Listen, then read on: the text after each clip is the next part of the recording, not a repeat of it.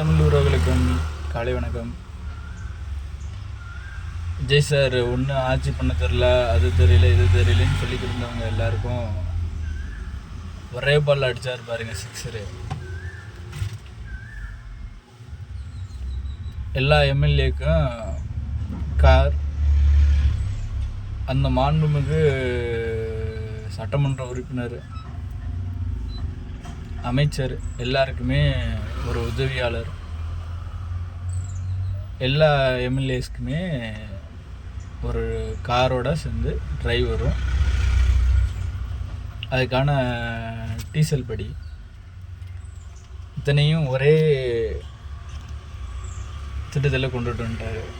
இப்போ இதை எந்த அமைச்சரும் எந்த எம்எல்ஏஸும் எதிர்த்தும் பேசலை, எந்த எதிர்கட்சிக்காரங்களும் வெளிநடப்பு நடத்தலை.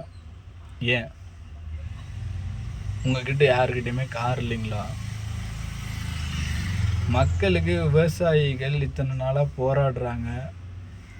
எங்களுக்கு பயிர்க்கடன் வாங்கினதுக்கு விலையும் இல்லை, இந்த வருஷமும் குறுவை சாகுபடி இல்லை, காவேரி தண்ணி இன்னும் வரல, உபரி நீர் மாத்திரம் தான் வந்துக்கிருக்கு.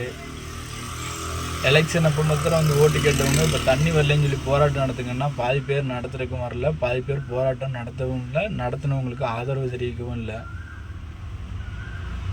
இப்போ போது நீங்கள் ஏன் கம்மன் இருக்கீங்க? அப்போ நீங்கள் கேள்வி கேட்கணும்ல, மக்களுக்கான செயல்பாடுகள்லாம் நடத்தணும்.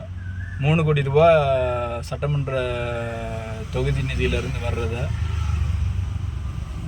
இன்னும் கொஞ்சம் எக்ஸ்டெண்ட் பண்ணி கொடுங்க, எங்கள் மக்களுக்கு இன்னும் நிறைய நாங்கள் செய்யணும் அப்படின்னு சொல்லி கேட்கலாம். அதை விட்டுட்டு இப்போ கார் கொடுக்குறாங்க, கம்முன்னு உட்காந்துருக்கீங்களே, என்னத்துக்கு? இல்லை மக்களுக்கான எல்லா தீர்மானமும் முடிஞ்சா, எல்லா இதுவும் செய்கிற விதமெல்லாம் செஞ்சு முடிச்சாச்சா? 2000 ரூபா உதவித்தொகை தரேன்னு சொன்னாங்க.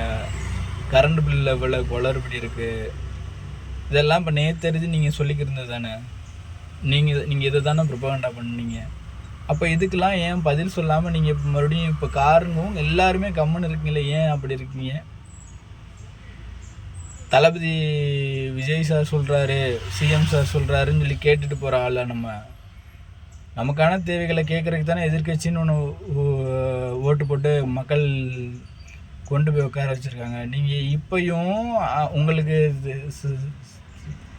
தேவையானது கிடைக்குதுனோ இல்லை எக்ஸ்ட்ரா ஏதோ ஒன்று கிடைக்குதுனோ கம்முன்னு இருந்தீங்கன்னா, நாளைக்கு மக்கள்கிட்ட போய் நின்று நீங்கள் எதிர்த்து சொல்லையில் அது உங்களுக்கு ரிஃப்ளெக்ட் ஆகாதுங்களா? தயவு செஞ்சு சட்டமன்றத்தை சட்டமன்றமாக பயன்படுத்துங்க. ஏன்னா நீங்கள் கேள்வி கேட்குறதுக்கு இருக்கீங்க, உங்களுக்கு நல்லதுக்கு மாத்திரம் கேள்வி கேட்குறதுக்கு இல்லாமல் நீங்கள் மற்றதெல்லாம் கேள்வி கேட்டிங்கன்னா உங்களோட நம்பகத்தன்மை வந்து குறைஞ்சிடலைங்க. சட்டமன்ற உறுப்பினர்ன்றவர் அவர் என்ன செஞ்சாலும் சரின்னு சொல்லி போகிறதுன்றது வேறங்க. இல்லை அவர் என்ன செஞ்சாலும் தப்புன்னு சொல்கிறதும் தப்பு தானுங்க. ஆனால் இப்போ அவர் உங்களுக்கு நல்லது செய்கிறாரு, ஆனால் இங்கே மக்கள் எல்லாம் ரோட்டில் நிற்கிறாங்க. இப்போ போராடினதுக்கப்புறம் தான் விவசாயிகளுக்கான பயிர்க்கடன் தள்ளுபடியை கூட கொஞ்சம் ஏற்றிருக்காரு, இன்னும் கொஞ்சம் வேணும்னு கேட்குறாங்க அவங்க.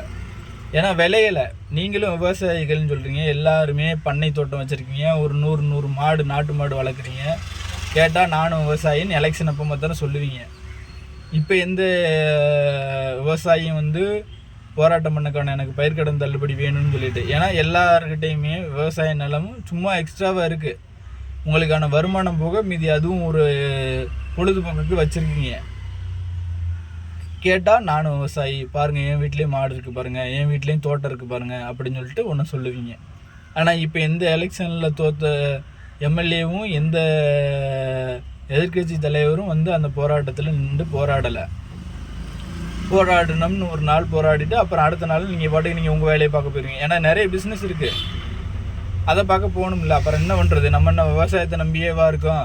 வயலுக்கு தண்ணி பாய்ச்சிட்டோம், தண்ணி வரல, இன்னும் விவசாயத்துக்கு கருதடிச்சிட்டோம்னா கருத்துக்கு கடன் வாங்கியிருக்கேன், கடன் கட்டலைன்னா பேங்காரன் வந்து நம்ம கழுத்தில் துண்டை போட்டு இழுத்துருவான், நம்ம நாண்டுக்கு நிற்க வேண்டிய சூழ்நிலை வரும். அப்படின்றத பற்றி யோசிக்கிறதுக்கு உங்களுக்கு நேரம் இல்லை. ஏன்னா நீங்கள் சட்டமன்ற உறுப்பினர், உங்கள் அடுத்து மக்களுக்கான பணியை நீங்கள் செய்யணும், இல்லைன்னு சொல்லவே இல்லை யாருமே.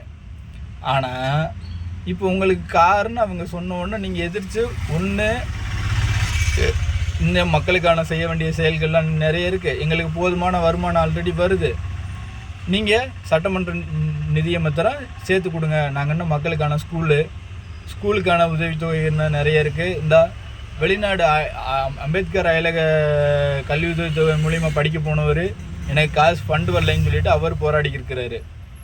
இந்த மாதிரி நேரத்தில் உங்களுக்கு கார் இல்லைன்னு சொல்லிட்டு இப்போ எந்த எம்எல்ஏட்ட கார்லையோ அந்த எம்எல்ஏ மாத்திரமா சார்ஜ் பண்ணி கொடுக்கல. அப்போ நீங்கள் வீடு கொடுக்கல என்ன சொல்கிறீங்க? வீடு இல்லாதவங்களுக்கு வீடுன்னு சொல்கிறீங்க, கார் இல்லாதவங்களுக்கு காருன்னு சொல்லி கொடுங்க. இல்லை அப்படியே இல்லைப்பா, கல்வி உதவித்தொகை பெறப்போனா என்ன சொல்கிறீங்க? நல்லா படித்தவங்களுக்கு தான் கல்வி உதவித்தொகை கொடுப்போம், ஃபஸ்ட்டு மார்க்கு ஃபஸ்ட் ரேங்க் வாங்கினவங்களுக்கு தான் அந்த மாதிரி மதிப்பெண் அடிப்படையில் தான் நாங்கள் உதவித்தொகை கொடுப்போம்னு சொல்கிறீங்க. அதே மாதிரி யார் யார் அதிகமாக அட்டண்டன்ஸ் வாங்கியிருக்காங்களோ, யார் யார் அதிகமான மக்கள் பிரச்சனையை பற்றி கேள்வி கேட்டிருக்காங்களோ அவங்களுக்கு நாங்கள் இந்த மாதிரி கார் கொடுக்குறோம்.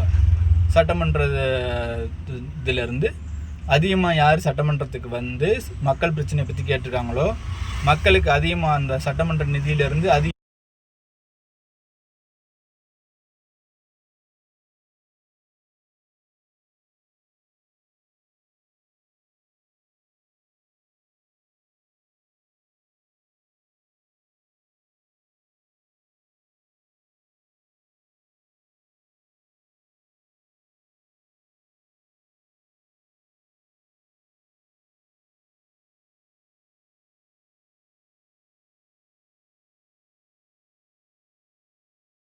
தனியாக ஒரு வீடு வேறு வாங்கி வச்சுக்கிற அளவுக்கு எல்லோரும் வளர்ந்துருக்காங்க. அப்புறம் ஏன் இப்போ கம்முன்னு இருக்கீங்க? இப்போ நீங்கள் கேள்வி கேட்கணும்ல, இப்போ நீங்கள் எதுக்கு போராடலாம்ல? எதுக்காண்டி நீங்கள் மக்கள் பணத்தை வேஸ்ட்டாக செலவு பண்ணுறீங்க? எதுக்காண்டி மக்கள் பணத்தை உபரியாக செலவு பண்ணுறீங்க? என்ன மக்களுக்கு செய்ய வேண்டியது என்ன இருக்குது? எவ்வளவோ இருக்குது. அந்த ஃப்ரீ பஸ்ஸுன்னு சொன்னாங்க, அந்த பஸ்ஸு இன்னும் அளவாக ஆகலை. கேட்டதுக்கு நிதி இல்லைன்னு சொல்லி நிதியமைச்சர் வெள்ளை அறிக்கை கொடுத்தாரு. நாங்கள் நம்பினோம், ஆமாம் என்ன பண்ணுறது, எதிர்கட்சியில் இருந்தவங்கெல்லாம் செலவு பண்ணிட்டு போயிட்டாங்க அப்படின்ட்டு. இப்போ இதுக்கு மாத்திரம் எங்கேருந்து நிதி வரும்னு சொல்லி மக்கள் கேள்வி கேட்குற மாதிரி நீங்கள் நடந்துக்கிற கூடாது இல்லைங்க.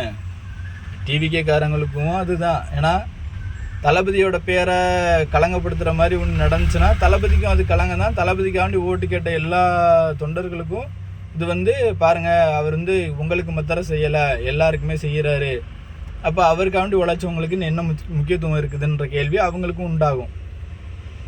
அதே நேரத்தில் மக்களுக்காண்டி போராடுறோம்னு சொல்லி எதிர்கட்சியிலேருந்து பேசுகிறவங்களுக்கும் பாருங்கள், மக்களுக்காண்டி அவங்க பேசலைங்க, அவங்களுக்காண்டினா அவங்க கம்முன்னு எல்லோரும் ஒத்து ஒரே மாதிரி போய்க்கிடுவாங்க அப்படின்றத உண்டு பண்ணும்.